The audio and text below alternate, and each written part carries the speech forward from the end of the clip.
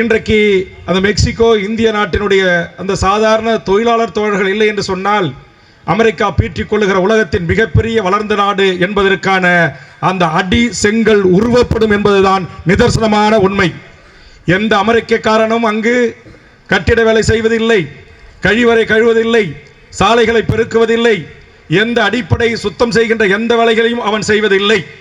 அவன் முதலாளியாக இருக்கிறான், ஆட்சி அதிகாரியாக இருக்கிறான், அல்லது மிக உயர்ந்த செல்வந்தராக இருக்கிறான். ஆனால் அமெரிக்கா என்கிற அந்த நாடு கட்டமைப்பதற்கு அடித்தளத்தில் பணி செய்தவர்கள் எல்லாம் அந்த அருகாமையில் இருக்கிற நாட்டை சேர்ந்தவர்களும் நம்மை போன்று அந்த நாட்டிலே மானத்தோடு உழைத்து சம்பாதிக்க வேண்டும் என்று சென்ன இந்திய மக்களும் தான்.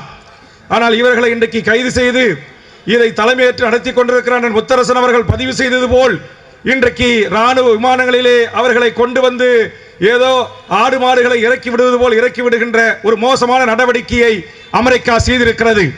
இந்த செயலை இந்தியா கண்டித்திருக்க வேண்டும்.